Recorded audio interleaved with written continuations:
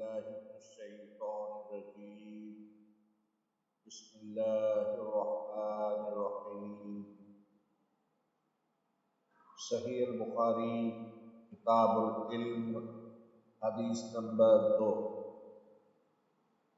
حضرت ابو سعید خدری رضی اللہ تعالی عنہ فرماتے ہیں، عورتوں نے رسول اللہ صلی اللہ علیہ وآلہ وسلم سے کہا کہ آپ صلی اللہ علیہ وآلہ وسلم سے فائدہ اٹھانے میں مرد ہم سے آگے بڑھ گئے ہیں، اس لیے آپ اپنی طرف سے ہمارے واعظ کے لیے بھی کوئی دن خاص فرما دیں۔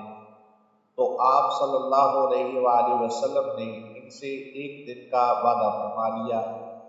اس دن عورتوں سے آپ نے ملاقات کی اور انہیں واعظ فرمایا اور مناسب احکام سنائے۔ جو کچھ آپ صلی اللہ علیہ وآلہ وسلم نے ان سے فرمایا تھا اس میں یہ بات بھی تھی کہ جو کوئی عورت تم میں سے اپنے 3 بچے آگے بھیج دے گی تو وہ اس کے لیے دوزخ سے پناہ بن جائیں گے۔ اس پر ایک عورت نے کہا، اگر 2 بچے بھیج دے؟